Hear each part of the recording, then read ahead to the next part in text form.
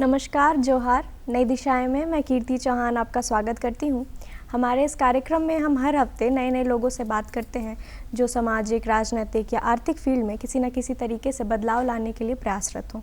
आज इसी कड़ी में हम बात करने वाले हैं तुलिका सिंह जी से, जो कि एक इन्फ्लुएंसर हैं, एक ब्लॉगर हैं और एक कंटेंट क्रिएटर हैं। तो चलिए अब चलते हैं और उनसे इस विषय पर चर्चा करते हैं। नमस्कार मैम, बहुत बहुत स्वागत है आपका हमारे कार्यक्रम में। नमस्कार, जोहार। आज के पूरे एपिसोड में हम इन्फ्लुएंसर, कंटेंट क्रिएटर, ब्लॉगिंग जैसे टर्मों का इस्तेमाल करने वाले हैं। हमारे काफ़ी ऐसे दर्शक होंगे जो बहुत सुदूर इलाकों में रहते होंगे, जिन्होंने ये सब कभी सुना भी नहीं होगा। तो शुरुआत करने से पहले सबसे पहले तो इन्फ्लुएंसर का मतलब क्या होता है, इससे शुरू करेंगे। इन्फ्लुएंसर का अर्थ ये होता है कि मैं सोशल प्लेटफॉर्म जैसे इंस्टाग्राम में चलाती हूँ और मैं अपने दर्शकों को कैसे इन्फ्लुएंस करती हूँ। मैं ऐसा क्या चीज़ करती हूँ जिससे मेरे दर्शक उसको देख के और वही चीज़ को वो फॉलो करते हैं। जैसे मैं किस टाइप का कंटेंट बनाती हूँ जिससे देख के वो अपने डेली के रोज़गार में उसको देख के और उस चीज़ को यूज़ करते हैं और करते हैं। ऐसा कोई भी चीज़ नहीं है कि मैं नेगेटिव चीज़ दिखाती हूँ, हमेशा पॉजिटिव दिशा की तरफ से दिखाती हूँ और उस चीज़ों को वो लोग फॉलो करते हैं। और कैसे, मतलब जो भी चीज़, अगर मैं बच्चे का पेरेंटिंग का बना रही हूँ या फिर मैं लाइफस्टाइल ब्लॉगिंग कर रही हूँ या मैं कोई रेस्टोरेंट या सलून को दिखा रही हूँ, तो जो भी चीज़ मैं दिखाती हूँ वो किस रूप से, किस माध्यम से वो उस चीज़ों को फॉलो करते हैं। जी, आप अभी बता रही थी कि आपका पेरेंटिंग का भी पेज है, तो इसी से शुरू करते हैं कि सबसे पहले आपका जो पेरेंटिंग का पेज है उसकी शुरुआत कब हुई और कैसे हुई। मेरी पेरेंटिंग की शुरुआत हुई जब मेरा फर्स्ट बेबी, जब मैंने कंसीव किया 2020 में। मैंने अपनी शुरुआत की जर्नी की influencer as a mom blogger. और मेरी जर्नी की शुरुआत हुई थी इवान सिंह राजपूत के पेज से।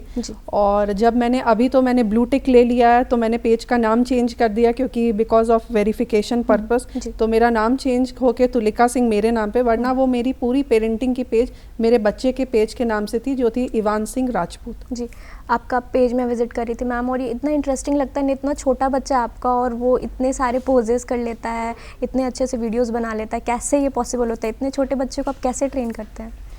ये तो बहुत ही मुश्किल जॉब था मेरे लिए जब वो छोटा था, लेकिन मैं स्टार्ट की थी कि कुछ मैंने मॉम ब्लॉगर्स से सीखा था। मैंने अपने खुद के क्रिएटिविटी दिखाए थे, खुद के प्रॉप्स बनाए थे और धीरे धीरे मैंने देखा कि उसे भी बहुत इंटरेस्ट आया और वो आज के डेट में वो बहुत ज़्यादा हैबिचुएटेड है और बहुत ज़्यादा फ़ोटोजेनिक है। जैसा मैं उसको बोलती हूँ उस टाइप का वो करता है और मैं देखती हूँ कि उसका इंटरेस्ट काफ़ी है इस चीज़ में। जी, इतने छोटे बच्चे को अगर आप सोशल मीडिया से एक्सपोज करते हैं, बहुत सारा अप्रिशिएशन, और छोटे बच्चे तो उसको बहुत सारा प्यार भी मिलता है, लेकिन साथ ही साथ में उस बच्चे के माइंड पर क्या इम्पैक्ट होता है, इस बारे में जानना चाहेंगे। देखिए, माइंड पे तो दो तरह का इम्पैक्ट होता है। एक मैं बोल सकती हूँ एक पॉजिटिव इम्पैक्ट भी होता है और दूसरा मैं बोल सकती हूँ कि नेगेटिव इम्पैक्ट भी होता है। नेगेटिव इम्पैक्ट की तरफ, पॉजिटिव इम्पैक्ट में ये होता है कि लोग आपको जानते हैं कि वो आपका बच्चा है और वो एक ब्लॉगर है, ठीक है।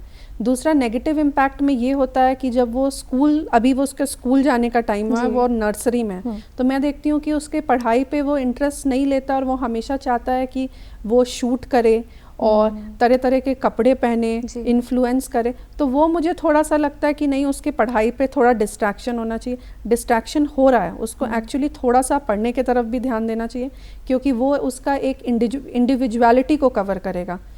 लेकिन ऐसे अगर कंटेंट क्रिएशन का बात करें तो वो भी बहुत ही अच्छा चीज़ है।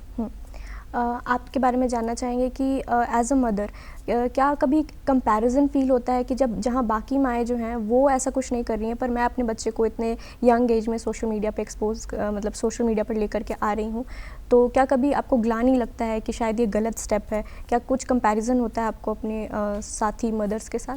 देखिए, मैं तो दूसरी मदर्स से बिल्कुल भी नहीं कंपेयर करूँगी क्योंकि हर माँ अपने बच्चे के लिए हमेशा अच्छा ही सोचती है और हमेशा पॉजिटिव ही सोचती है। बट अगर मैं कंटेंट क्रिएशन का बात करूँ तो कंटेंट क्रिएशन भी बहुत ही अच्छा चीज़ है। वो बच्चों के लिए भी बहुत ही अच्छा चीज़ है जो वो कर रहे हैं। आज के डेट में अगर मैं देखा जाऊँ, रांची में तो मिनिमम 10 to 15 मॉम ब्लॉगर्स हैं। मेट्रो सिटी में देखा जाए तो मिनिमम 500 से भी ऊपर मॉम ब्लॉगर्स हैं। और मैं इसमें बस यही चीज़ बोलना चाहूँगी कि किसी को भी किसी से कंपेयर नहीं करना चाहिए। सबका अलग अलग रुतबा है, जैसे वो बात करे या फिर काम करे, तो किसी को किसी चीज़ से कंपेयर नहीं करना चाहिए। जी, आपके काम करने का प्रोसेस जानना चाहेंगे, क्योंकि ब्लॉगिंग जो है इसमें बहुत सारे स्टेप्स पे काम होता है। एक तो आपको कैमरा हैंडल करना पड़ेगा, एडिटिंग होता है, तो क्या इसके लिए आपकी कोई टीम है या सब कुछ आप खुद करती हैं? जब मैं अपनी शुरुआत की थी तब मेरे पास कोई भी ऐसा टीम नहीं था। मैं अपने एक स्मार्टफ़ोन के द्वारा खुद का ब्लॉग बनाती थी और शूट, क्योंकि मैंने ये पैंडेमिक कोविड के टाइम से स्टार्ट किया था अपना जर्नी। तो जर्नी के दौरान मेरे पास बस मेरा एक स्मार्टफ़ोन था, लेकिन जैसे जैसे कोविड ख़त्म हुआ और एडवांसमेंट बढ़ते गया तो मैं अपना टीम भी बढ़ाते गई। अभी आज के डेट में मेरे पास 14 लोग हैं जो मेरे साथ टीम में काम करते हैं, जिसमें 10 मेरे फ़ोटोग्राफ़र हैं, 2 एडिटर हैं और 2 मेरे पास जो ऐसे ब्लॉगर्स हैं जो मेरे को सपोर्ट करते हैं मेरे इंटायर जर्नी में। और मैं खुद चाहती हूँ एज अ ब्लॉगर कि मैं दूसरे ब्लॉगर्स जो माइक्रो इन्फ्लुएंसर्स हैं उनको कैसे मैं काम दिलाऊँ मार्केट में और कैसे उनका भी एक्सपोजर हो मार्केट में, वो आए। जी, हम फिर से एक नए टर्म का डिस्कशन कर रहे हैं ब्लॉगिंग के बारे में, ब्लॉगर के बारे में। तो अगर ये क्या है एक बार फिर से ये भी समझा दें तो बहुत अच्छा होगा, अगर किस लेमैन टर्म में कि ब्लॉगर क्या होता है। तो ब्लॉगर बेसिकली यही होता है कि आप कहीं पे आप खुद का भी कंटेंट, अगर आपके पास एक स्मार्टफ़ोन है आप बना सकते हो, चाहे वो आप लाइफस्टाइल से रिलेटेड बनाओ या रेस्टोरेंट से बनाओ या आप कोई टेक्नोलॉजी रिलेटेड बनाओ। वो डिपेंड करता है आप क्या बनाना चाहते हो, आपकी क्रिएटिविटी क्या है। आप किसी भी चीज़ को दर्शकों को दिखा सकते हो, उसको ब्लॉगिंग बोलते हैं। जी, इस काम में क्या कुछ चैलेंजेस आपको देखने के लिए मिलते हैं? हर चीज़ में कोई ना कोई चैलेंज का फेस करना पड़ता है। वो डिपेंड करता है कि आप किस टाइप का चैलेंज को फेस करना चाहते हो।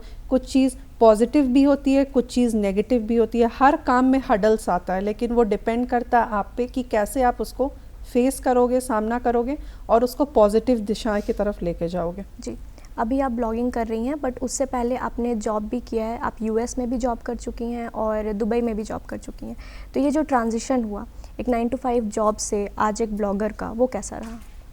9 to 5 अगर मैं यूएस में, जैसे यूएस का जो वर्क कल्चर है या दुबई का, जैसे मैं खुद एक होटेलियर हूँ, तो जो वर्क कल्चर है वो बहुत डिफरेंट होता है इंडिया के वर्क कल्चर से। वहाँ का वर्क मैनेजमेंट बहुत डिफरेंट है और इंडिया में बहुत ही ज़्यादा डिफरेंस है। लेकिन जो ट्रांजिशन आप बोलोगे 9 to 5 जॉब में है कि वो आपको कंपनी के अकॉर्डेंस में और उनके प्रोटोकॉल्स में काम करना है, लेकिन एक कंटेंट क्रिएशन है वो टोटली आप पे डिपेंड करता है कि आप किस ब्रांड के लिए काम करना चाहते हो। कोई भी ब्रांड या कोई भी कंपनी आपको फोर्स नहीं कर सकता है कि आपको इतने टाइम के लिए काम करना है। वो आप पे डिपेंड करता है, समय आप चूज़ कर सकते हो, सारा चीज़ आपने अपने अनुसार ही आप चूज़ कर सकते हो कि क्या आपको करना है, वो आपके लिए सही है कि गलत है। इसमें कोई कॉन्ट्रैक्चुअल बेसिस नहीं होता। अगर बात करें कंटेंट क्रिएशन की, तो एक टर्म आता है उसमें कोलैबोरेशन। तो कितने तरीके के कोलैबोरेशन होते हैं और आप कौन सा प्रेफर करती हैं? कोलैबोरेशन 2 तरीके के होते हैं। एक तो होता है बार्टर कोलैबोरेशन और एक होता है पेड कोलैबोरेशन। बार्टर कोलैबोरेशन वो चीज़ होता है जिसमें आप कंपनी से कोई सामान एक्सचेंज करके या कोई प्रोडक्ट एक्सचेंज करके आप उनको एक रील या वीडियो या स्टैटिक पोस्ट देते हो कंपनी के डिलीवरेबल्स के अकॉर्डिंग। पेड कोलैबोरेशन होता है कि जैसे आप कंपनी से कुछ पेमेंट ले रहे हो और उनको डिलीवरेबल्स कंप्लीट करके दे रहे हो। मेरे हिसाब से मैंने अपने स्टार्टिंग के दौर में मैंने बहुत सारे बार्टर कोलैब किए हैं, तब मैं आज इस मुकाम पे आई हूँ। मेरी जर्नी भी काफ़ी स्ट्रगलिंग रही है इन 3 से 4 साल में, लेकिन अब मैं मोस्टली प्रेफर करती हूँ पेड कोलैबोरेशन और एडवर्टाइजिंग और ब्रांडिंग के लिए। जी, आपके पेरेंटिंग वाले पेज की शुरुआत कैसे हुई वो आपने बताया था, लेकिन ब्लॉगिंग आपने कैसे शुरू किया, वो क्या जर्नी था, उसके बारे में जानना चाहेंगे? पेरेंटिंग की तो जर्नी मेरी 2010-20 से शुरुआत हुई थी। ब्लॉगिंग की जर्नी मैंने स्टार्ट किया है 2023 से। मैं बता चुकी हूँ कि मैं एक होटेलियर रह चुकी हूँ, तो मैंने सोचा कि क्यों ना मैं खुद का अपना कंटेंट क्रिएशन का पेज स्टार्ट करूँ, जिसमें मैं ब्लॉगिंग करती हूँ डिफरेंट रेस्टोरेंट्स का, सलून्स का, और मैं लोगों को दिखाना चाहती हूँ कि क्या चीज़ सही है और क्या चीज़ गलत है। ऐसा नहीं कि कोई भी दर्शक अपने हार्ड अर्नड मनी को जाके दे रहे हैं, और जो चीज़ सही है वो मैं एक्चुअल पहले खुद टेस्ट करती हूँ, तब दर्शकों को बताती हूँ कि उनके लिए ये चीज़ सही है या गलत। जी, एक मदर होना फुल टाइम जॉब है इन इटसेल्फ, और ऐसे में इसके साथ साथ आप ब्लॉगिंग भी कर रही हैं, तो कंटेंट क्रिएशन के लिए और बच्चे के लिए, और क्योंकि आप मैरिड हैं तो फैमिली के लिए जो टाइम मैनेजमेंट है वो आप कैसे करती हैं? ये तो थोड़ी सी टफ़ जॉब है मेरे लिए, क्योंकि मॉर्निंग में जब उठती हूँ तो लाइफ लगता है बिल्कुल एक मैराथन की तरह, लेकिन हर चीज़ को, अपने फैमिली को बैलेंस करना, अपने बच्चे को बैलेंस करना, वो बहुत ही टफ़ जॉब होता है एक मदर के लिए। और मैं टाइम निकालती हूँ अपने कंटेंट क्रिएशन के लिए भी, क्योंकि कंटेंट क्रिएशन में आपको बहुत ही ज़्यादा कंसिस्टेंट रहना पड़ता है। जी। जो भी अगर आप कंसिस्टेंट इंस्टाग्राम पे नहीं रहोगे और अपने व्यूअर्स को कुछ ना कुछ नया चीज़ नहीं दिखाओगे, तो फिर आपकी जो ब्लॉगिंग जो आप कर रहे हो वो एक स्मूथ फ्लो में नहीं जा सकता। तो बिल्कुल आपको कंसिस्टेंट रहना है और चीज़ों को दिखाना है, तो टाइम मैनेजमेंट थोड़ा सा करना पड़ता है, फैमिली लाइफ और प्रोफेशनल लाइफ को दोनों को बैलेंस करके। जी। जब हम टाइम मैनेजमेंट की आपकी बात कर रहे हैं, क्योंकि आपका बच्चा भी एक कंटेंट क्रिएटर है, तो वो स्कूल के प्रेशर के साथ साथ में, और बच्चों को जहाँ पे बस खेलने कूदने का मन होता है, तो वो कैसे मैनेज करता है कंटेंट क्रिएटर होना भी और स्कूल प्रेशर? जैसे अभी तो मेरा बच्चा नर्सरी स्कूल में जाता है, तो उसकी स्कूल की टाइमिंग रहती है 7 बजे से 10 बजे तक। फिर वो घर आ जाता है और फिर मैं उसको भी टाइम देती हूँ कि कुछ थोड़ा एक्सपोजर और चेंज भी चाहिए। हमेशा बच्चे को फोकस नहीं करना चाहिए कि वो पढ़ाई ही करते रहें। तो मैं उसको रोज़ तो मैं उसे कंटेंट क्रिएशन नहीं बनवाती हूँ, लेकिन वीक में मैं चाहती हूँ कि वो 1 या 2 कंटेंट बनाए। वो खुद मुझे फ़ोन देता है और बोलता है कि आप मेरी शूट करो, तो मुझे भी अच्छा लगता है कि उसको ये चीज़ में इंटरेस्ट है, इसलिए मैं उसको मौका देती हूँ कि तुम ये चीज़ को करो। जी।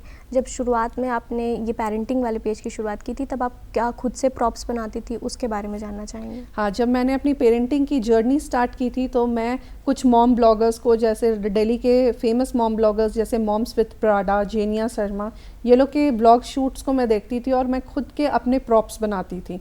मैं कुछ भी अपने क्रिएटिविटी करती थी, क्योंकि वो पैंडेमिक का टाइम था, कोरोना सीवियर पीक में था। मैं घर की ही कुछ चीज़ों को लेके प्रॉप्स बनाती थी, यूज़ करती थी और फोटोग्राफी करती थी। जो कुछ रील्स बहुत ज़्यादा वायरल हुए थे, मैंने देखा था, जिसमें मैंने इंस्टाग्राम के कोई हैशटैग्स ये सब नहीं लगाए थे, लेकिन उस रील में काफ़ी ज़्यादा व्यू आए थे, जिससे मैं देखी कि हाँ, मुझे आगे भी ये चीज़ करना चाहिए और मुझे लगता था कि मैं एक सही दिशा की तरफ जा रही हूँ। जी। हम यहाँ आज ब्लॉगिंग की बात कर रहे हैं और वो कैसे लोगों को फाइनेंशियली इंडिपेंडेंट बनाता है, इस पर चर्चा कर रहे हैं। ब्लॉगिंग तो आपको फाइनेंशियली इंडिपेंडेंट बना ही रहा है, लेकिन इससे पहले भी आप जॉब करते थे, चाहे वो यूएस में हो या दुबई में। खास करके औरतों के लिए फाइनेंशियली इंडिपेंडेंट होना ये कितना ज़रूरी है? औरतों के लिए फाइनेंशियली इंडिपेंडेंट होना बहुत ही ज़रूरी है, चाहे क्यों ना आपके फादर ही क्यों ना बहुत अच्छे प्रोफाइल में हो या आपके हस्बैंड या भाई। हर औरत को अपने ऊपर इंडिपेंडेंट होना बहुत ही ज़्यादा ज़रूरी है। आपको ये खुद में एक अच्छा सकारात्मक व्यू देता है कि आप एक अपने पैर पे बहुत ज़्यादा फाइनेंशियली इंडिपेंडेंट हो, आप कुछ अर्न कर रहे हो, अपने फैमिली को सपोर्ट कर रहे हो, तो ये बहुत ही अच्छा चीज़ आपको खुद में गर्व महसूस कराता है। जी। जब हम वुमेन की फाइनेंशियल इंडिपेंडेंट होने की बात करते हैं और फेमिनिज़म की बात करते हैं, तो जहाँ पे फेमिनिज़म पहले था कि औरतों और मर्दों को दोनों को बराबर आना है, दोनों को जॉब करना है, अब इसका एक दोहरा रूप भी देखने को मिल रहा है कि जो औरतें जॉब नहीं करना चाहती हैं, पढ़ लिख करके अगर वो बच्चा होने के बाद जॉब छोड़ देती हैं या फिर पढ़े लिखे होने पर जॉब नहीं करती हैं, तो उनको भी ये सुनने को मिलता है कि सीट वेस्ट कर दी या फिर पोटेंशियल वेस्ट कर रही है अपना। तो उस पर आपका क्या टेक है? मेरा यही राय है कि हर इंसान की अपनी मर्ज़ी होती है। अगर कुछ इंसान पढ़ लिख के भी काम नहीं करना चाहते तो वो उनकी अपनी सोच है, लेकिन हर औरत को अपने ऊपर फाइनेंशियली इंडिपेंडेंट होना चाहिए और कुछ अच्छा करना चाहिए, क्योंकि आज के युग में औरत और मर्द कोई मतलब बराबर है, कोई किसी से कम नहीं है। जो चीज़ मर्द कर सकता है वो औरत कर सकता है, जो चीज़ बेटा कर सकता है वो चीज़ बेटी भी कर सकती है। जी। आप एक ब्लॉगर और कंटेंट क्रिएटर होने के साथ साथ सोशल वर्क भी करती हैं। कंटेंट क्रिएटर होकर के, क्योंकि ये डायरेक्ट आप पब्लिक से ही आप अर्निंग कर रही हैं, और सोशल वर्क में जब आप इन रिटर्न करती हैं उनको, तो कितना ज़रूरी है एक कंटेंट क्रिएटर के लिए सोशल वर्क करना, और आप क्या क्या करती हैं सोशल वर्क? मैं सोशल वर्क करना मुझे बहुत ही ज़्यादा अच्छा लगता है। जैसे मैं कुछ NGOs को बहुत ज़्यादा रांची में सपोर्ट करती हूँ, चाहे वो ओल्ड एज ऑर्फनेज हो या छोटे बच्चे हों। मैं कोशिश करती हूँ कि हर मंथ में मैं कुछ ना कुछ NGO के बच्चों को हमेशा सपोर्ट करूँ। जैसे एज अ ब्लॉगर और इन्फ्लुएंसर मुझे कोई एजेंसी या बुक्स ब्रांडिंग कंपनी या कोई कपड़े का ब्रांड मुझे कुछ ना कुछ हमेशा सामान देता, तो मैं उनको रिक्वेस्ट करती हूँ कि इन टर्म्स ऑफ मनी आप मेरे को बच्चों के लिए कुछ इतने बुक्स दे दीजिए या उनके लिए खाने के लिए कुछ चीज़, ताकि उनको जो भी ज़िंदगी में उनके चल रहा है उनको थोड़ी सी खुशी मिले मेरी वजह से। तो मैं हमेशा यही मेरी तरफ से रहती है कि मैं बच्चों के लिए कुछ ना कुछ अच्छे करूं, चाहे वो छोटे बच्चे हो या बुज़ुर्ग हों। मैं हमेशा चाहूँगी अपने ओर से कि कुछ ना कुछ उनको ले जाके हर महीने दूँ, ताकि थोड़ी सी खुशी उसको मेरे वजह से हो। मैं अपने बच्चे को भी यही सिखाती हूँ, तो मैं काफ़ी टाइम उनकी मेरे बच्चे का जब बर्थडे भी होता है तो मैं चाहती हूँ कि वो ऑर्फेनेज में जाके केक कटिंग करें और बच्चों को रिटर्न गिफ्ट्स दे। ये नहीं कि मैं कुछ लाविश पार्टी थ्रो करूँ या कुछ भी करूँ, मैं बच्चे को हमेशा यही चीज़ सिखाती हूँ कि कैसे दूसरों को मदद करना चाहिए। जी, कंटेंट क्रिएशन जो है वो एक अप टू डेट रहने वाला जॉब कह सकते हैं इसको, क्योंकि इसमें आपको हमेशा होमवर्क करना पड़ता है, क्योंकि अभी क्या नया ट्रेंड चल रहा है, वायरल क्या हो रही हैं रील्स, ये सब कुछ आपको पता करना रहता है। आप पर्सनली क्या क्या होमवर्क करती हैं इसके लिए? इसके लिए तो काफ़ी होमवर्क करना पड़ता है कि जैसे ये कंटेंट क्रिएशन एक परसिस्टेंट जॉब है जिसको आपको कंटिन्यूअसली करना पड़ता है, आप इसमें गैप नहीं दे सकते हो। होमवर्क के लिए आपको देखना पड़ता है गूगल के थ्रू या यूट्यूब में या कुछ हैशटैग्स लगा के कि रांची में क्या हो रहा है। हमारे ब्लॉगर्स कम्युनिटी में हमारे पास ग्रुप भी हैं जिसमें हम ब्लॉगर्स से कम्युनिकेट करते हैं कि रांची सिटी में या झारखंड में क्या ऐसी नई चीज़ आ रही है जिसको हमें एक्सप्लोर करना है और ऑडियंस को दिखाना है। हर ब्लॉगर में एक कंपटीशन होता है, मतलब हर फील्ड में ही होता है कंपटीशन, लेकिन हर ब्लॉगर्स देखते हैं कि क्या चीज़ नया मार्केट में आ रहा है, क्या ऑडियंस को अट्रैक्ट करेगा। हम उन चीज़ों को दिखाना, अपने दर्शकों को दिखाना चाहते हैं जो वैल्यू फॉर मनी हो। कुछ भी आर्टिफिशियल सुपर नेचुरल चीज़ हम लोग ऑडियंस को नहीं दिखाना चाहते हैं। जो भी चीज़ दिखाना चाहते हैं वो एकदम प्योर होता है। आपका जॉब होने के बाद आप इस पर स्विच की हैं, तो ऑब्वियसली इसमें कुछ पर्क्स है जो आपने देख कर के, क्योंकि एक वो जॉब था जहाँ पर कि आपको 1 तारीख होगी और आपके अकाउंट में सैलरी आ जाएगी, वो छोड़ करके एक अनस्टेबल चीज़ में अगर आप मूव कर रहे हैं तो कुछ तो बेनिफिट होगा। तो एक इन्फ्लुएंसर होने का क्या कुछ बेनिफिट्स होता है, क्या कुछ पर्क्स होता है? बिल्कुल, मैं आपको बताना चाहूँगी जैसे एक 9 to 5 जॉब जो आपकी होती है, वो जॉब में आपको फिक्स इनकम 1 तारीख को मिल जाती है, सैलरी क्रेडिट हो जाती है within 1 to 5 business day, depending कि आप किस प्रॉपर्टी में काम करो। लेकिन एक कंटेंट क्रिएशन का जॉब है जिसमें आपको जब आप शुरुआत करोगे तो उसमें आपकी कोई फिक्स्ड इनकम बिल्कुल भी नहीं होती है। तो आपको क्या करना पड़ता है कि स्टार्टिंग के जो दौर है वो तो थोड़ा मेहनत होता है, लेकिन अगर आपके कुछ रील्स वायरल हो गए या आप कुछ कंपनी से कॉन्ट्रैक्ट साइन कर लेते हो, तो धीरे धीरे आप 2-4 कंपनी के साथ कॉन्ट्रैक्ट साइन करोगे तो आपको महीना में उस कंपनी के द्वारा fixed income, fix source of income आता है। कुछ कंपनीज़ होते हैं जो आपका साल का कॉन्ट्रैक्ट साइन करके आपको सलून्स के सर्विस फ्री देते हैं, रेस्टोरेंट्स में फ्री देते हैं, कपड़े फ्री देते हैं। तो 9 to 5 जॉब से ये जॉब में बहुत ज़्यादा डिफरेंस है। इसमें आप एक सोशल प्लेटफॉर्म में लोग का प्यार गेन कर रहे हो। उसमें क्या है कि आप 9 to 5 जॉब में जा रहे हो, आप सैलरी तो अर्न कर रहे हो, लेकिन इतने लोगों का प्यार आपको नहीं मिल रहा। जी, आप बता रही हैं कि सोशल मीडिया पर अवेलेबल होने से आपको लोगों का प्यार मिलता है, लाइक्स मिल रहे हैं और एक तरीके से अर्निंग भी इससे ही हो रही है। पर जहाँ पर आपको ये सब कुछ मिलता है, एक नेगेटिव इसका फैक्ट ये भी है कि आपको लोगों की नेगेटिविटी भी झेलनी पड़ेगी। उनके पास में फ्रीडम है, वो कुछ भी कमेंट कर सकते हैं। बहुत सारे लोग होते हैं जो इन्फ्लुएंसर्स हैं, ये सारे पर्क्स होने के बावजूद भी वो नेगेटिविटी से नहीं झेल पाते हैं। आप पर्सनली कैसे इस नेगेटिविटी से डील करती हैं? नेगेटिविटी तो आपको कोई भी इंडस्ट्री में आप काम करोगे, चाहे आप 9 to 5 जॉब में काम करो या फिर आप एक ब्लॉगर और इन्फ्लुएंसर के लाइन में काम करो, हर जगह आपको नेगेटिविटी मिलती है। आप अगर कोई, सपोज़ मैं एक एग्जांपल देती हूँ, आप किसी रेस्टोरेंट में जा रहे हो और आप वहाँ पे डील कर रहे हो कि आपको इस ब्रांड के साथ कोलैबोरेशन करना है, आप उनके जीएम से मिल रहे हो या फिर उनके मैनेजर से, वहाँ पे कोई ना कोई हिंड्रेंस या ऑब्स्टिकल आता ही आता है जो आपको बिल्कुल, आपको जो पॉइंट पे आपको जाना, आपकी कैपेबिलिटी है लेकिन आप वहाँ पे नहीं जा पा रहे हो।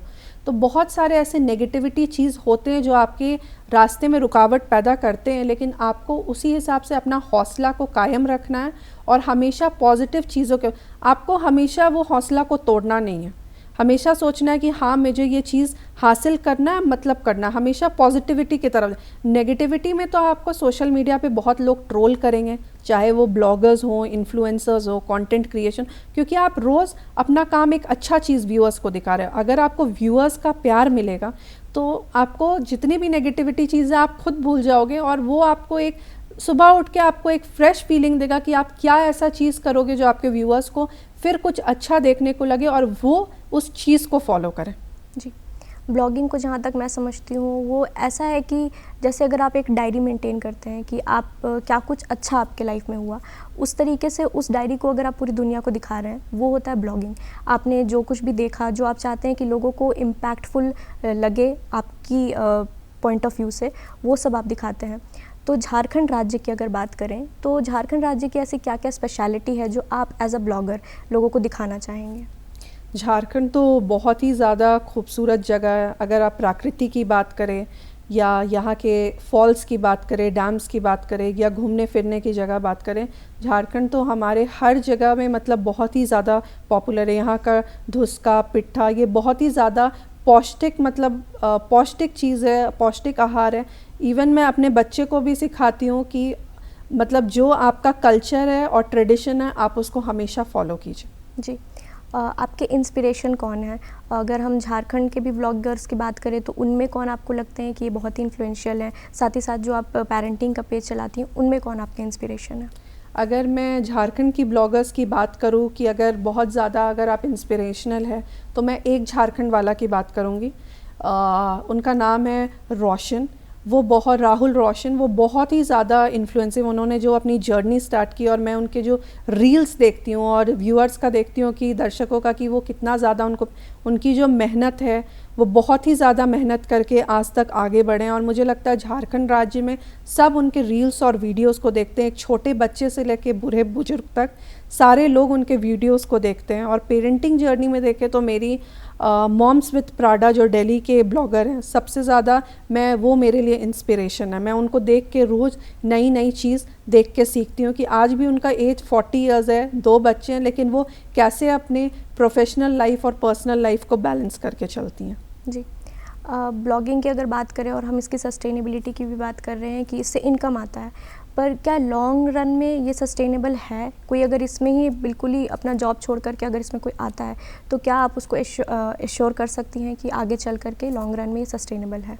ये बिल्कुल ही सस्टेनेबल जॉब है ब्लॉगिंग और इन्फ्लुएंसर का लाइन। अगर रोज़ आप कुछ ना कुछ अपने क्रिएटिविटी को दिखा रहे हो तो ये बिल्कुल लॉन्ग रन में है। अगर आपके कुछ रील्स या वीडियोस वायरल हो जाते हैं और अगर आप में वो क्रिएटिविटी है, क्षमता की, अगर आप अपने दर्शकों को बहुत ही ऐसी ऐसी चीज़ दिखा रहे हो, चाहे आप अपनी कोई फ़न रील्स बना रहे हो या कोई कॉमेडियल रील्स बना रहे हो, या जो आपकी इंटरेस्ट और क्रिएटिविटी अगर उस चीज़ पे आप फोकस करके अपने दर्शकों को दिखा रहे हो, तो बिल्कुल ये लॉन्ग रन में आपके लिए बहुत ही ज़्यादा बेनिफिशियल है और आपको इससे बहुत ज़्यादा मनी अर्न कर सकते हो। और मैं तो बोलूँगी बिल्कुल अगर जिसको क्रिएटिविटी है अंदर से, वो इस लाइन में जाए। जी।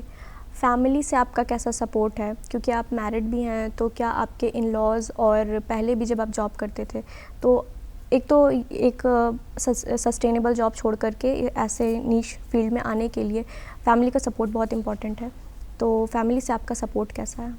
मेरे फैमिली से तो काफ़ी ज़्यादा सपोर्ट है, क्योंकि मैंने जॉब भी किया है ऑलमोस्ट 4 इयर्स। जैसे मैंने यूएस में 1 साल जॉब किया, उसके बाद मैं इंडिगो में मैंने जॉब किया और कंटेंट क्रिएशन में मैं उसके बाद आई हूँ। तो मेरे फैमिली से, मेरे चाहे फादर हो या मदर हो, वो बिल्कुल ही ऑर्थोडॉक्स नहीं। मेरे घर में सारी लेडीज़ बिल्कुल वर्क करती हैं और जैसे जेंट्स वर्क करते हैं वैसे लेडीज़ वर्क करती है। तो फैमिली का फुल सपोर्ट रहता है, चाहे वो मेरे फादर का हो या मेरे फादर इन लॉ का हो। 8 साल से आप कंटेंट क्रिएशन का काम कर रही हैं, क्या कुछ अवार्ड्स और अचीवमेंट्स मिले हैं आपको? मुझे बहुत सारे अवार्ड्स एंड अचीवमेंट्स मिले हैं। जैसे बॉर्न ऑन इंस्टाग्राम का मुझे सर्टिफिकेट मिला है, इंडियन इन्फ्लुएंसर एसोसिएशन का मेरे पास रजिस्ट्रेशन है फॉर झारखंड।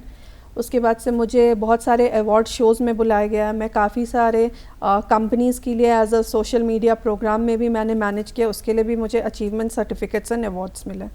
बहुत सारे लोग, जो एक फैक्टर होता है कॉन्फिडेंस, जिसके वजह से ना ये इस फील्ड में आना नहीं चाहते हैं। लोगों को लगता है ना कोई भी वीडियो देख करके कि ये हम कर सकते हैं, ये मुझसे हो जाएगा, लेकिन वो कॉन्फिडेंस नहीं आ पाता है कि खुद को अवेलेबल कर पाएँ इतने सारे पब्लिक के सामने। तो आप में ये कॉन्फिडेंस कहाँ से आया? मैं खुद एक हॉस्पिटैलिटी इंडस्ट्री से हूँ, जो मैंने बता चुका है। तो ये चीज़ होती है कि आप जब भी मतलब कि कैमरा के सामने आ रहे हो या थोड़ा नर्वसनेस आता है, लेकिन वो कॉन्फिडेंस जो होता है वो आपको खुद में गेन करना है कि कैसे आप व्यूअर्स को दिखा सको और बताओ कि कैसे आपको अपना कॉन्फिडेंशियलिटी को गेन करना है और दर्शकों को दिखाओ। इसमें कुछ भी हार्ड एंड फास्ट रूल नहीं है, बस सब कुछ आप पे निर्भर करता है। जी। आपकी जो जर्नी है कंटेंट क्रिएशन की, वो इंस्पिरेशनल है ही, पर इंडिविजुअली भी आपकी जो पर्सनालिटी है वो बहुत इंस्पिरेशनल है। तो आपने जहाँ जहाँ पर जॉब किया है वो आपको कैसे हेल्प करता है कंटेंट क्रिएशन में? जैसे जॉब मैंने किया था यूएस में, तो मैं होटल मैनेजमेंट में थी और रेस्टोरेंट में थी, तो काफ़ी चीज़ मुझे सीखने को मिलती है कि जैसे इंटर्न भी रही हूँ और काम भी किया, तो वहाँ का वर्क कल्चर और मैं उस चीज़ों को ब्लॉगिंग में भी कैसे मुझे उसका ब्लॉग शूट करना है या बनाना है रेस्टोरेंट से रिलेटेड, क्या चीज़ मुझे दर्शकों को दिखाना है, वो सारा चीज़ मतलब जो मैंने पास्ट में किया है वही चीज़ को मैं अभी कर रही हूँ। जी। आपको कंटेंट क्रिएशन में स्टूडियोज़ की भी ज़रूरत पड़ती है और आपके जो बच्चे की जो कंटेंट क्रिएशन होता है उसमें बहुत सुंदर सुंदर पिक्स होते हैं, तो रांची में ऐसे कौन कौन से अच्छे डिज़ाइनर स्टूडियोज़ हैं जिसके बारे में आप बता पाएँ? रांची में काफ़ी सारे डिज़ाइनर स्टूडियोज़ हैं जो बच्चे के लिए भी डिज़ाइनिंग कपड़े बनाते हैं, जो मुझे नहीं पता था क्योंकि मैं जनरली प्रोक्योर करती थी मेट्रो सिटीज़ से, जैसे दिल्ली और मुंबई से। रांची में भी काफ़ी ज़्यादा डिज़ाइनर स्टूडियोज़ हो गए हैं जो बच्चे के एज के अकॉर्डिंग, उनके स्टाइल के अकॉर्डिंग बनाते हैं, जैसे राहुल सिंघानिया डिज़ाइनर कॉर्चर हो गया, बेबीज़ डे आउट हो गया। ये सारे डिज़ाइनर कॉर्चर बच्चे के साइज़ के अकॉर्डिंग, उनके फैब्रिक क्वालिटी सबको ध्यान में रखते हुए बच्चे के कपड़े को प्रोक्योर करते हैं फ्रॉम डिफरेंट मेट्रो सिटी और उसको बनाते बहुत ही बेहतरीन डिज़ाइंस रहती हैं। जी। आज आपसे बातचीत करके इतना तो समझ में आ गया है कि कंटेंट क्रिएशन में भी बहुत अच्छा स्कोप है। अगर कोई इसमें अपना आय का एक इनकम का सोर्स ढूंढ रहा है तो वो उसमें आ सकता है। जो दर्शक आज हमें देख रहे हैं उनमें से अगर कोई आपसे इन्फ्लुएंस हो गए होंगे और आपसे प्रेरणा लेकर के शायद कंटेंट क्रिएशन में आगे करियर बनाना चाहते हैं, तो उनको आप क्या कहना चाहेंगे? कंटेंट क्रिएशन में यही है कि आपकी अंदर की क्या क्रिएटिविटी है, चाहे आप खुद का रील्स बना सकते हो, अगर आपको लाइफस्टाइल रिलेटेड बनाना है तो लाइफस्टाइल रिलेटेड बनाओ, फूड रिलेटेड बनाना है फूड रिलेटेड बनाइए। आपको जिस चीज़ में इंटरेस्ट है, आप सबके हाथ में आज के डेट में स्मार्टफोन होता है, कोई भी अपना शूट, ज़रूरी नहीं है कि आपके पास बहुत बड़ी टीम होनी चाहिए कि आप अपना ब्लॉगिंग शुरू करिए या इन्फ्लुएंसर का लाइन चूज़ कीजिए या कंटेंट क्रिएशन का। सब कुछ डिपेंड करता है आपके क्रिएटिविटी पे। सबके हाथ में एक स्मार्टफोन है, आप कहीं भी जा सकते हैं, कोई भी जगह पे जा सकते हो, एक्सप्लोर कर सकते हो और अपने वीडियोस को बना के सोशल मीडिया या यूट्यूब के द्वारा बिल्कुल डाल सकते हो। धीरे धीरे आप जैसे डालोगे व्यूअर्स के पास जाएगा और आपका कुछ ना कुछ रील्स ज़रूर वायरल होगा। बहुत बहुत शुक्रिया मैम हमसे बातचीत करने के लिए। आज आपसे बात करके बहुत अच्छा लगा और कितना ज़्यादा स्कोप है कंटेंट क्रिएशन में इस बात का पता चला। आपके पेज के लिए ढेरों शुभकामनाएं, आपके बच्चे के लिए भी बहुत सारी शुभकामनाएं। और इसी तरीके से हम अलग अलग मेहमानों से बातचीत करते हैं जो किसी न किसी फील्ड में पॉजिटिव चेंज लाने के लिए प्रयासरत हों। आज के कार्यक्रम में बस इतना ही। हमारा आज का एपिसोड आप YouTube पे DD झारखंड पर जा कर के देख सकते हैं। इसके अलावा किसी भी अन्य कार्यक्रम को दूरदर्शन के आप वहाँ पर जा कर के देख सकते हैं। मुझे दीजिए इजाज़त, मैं मिलूँगी आपको नई दिशाएं की अगली कड़ी में। तब तक के लिए जोहार।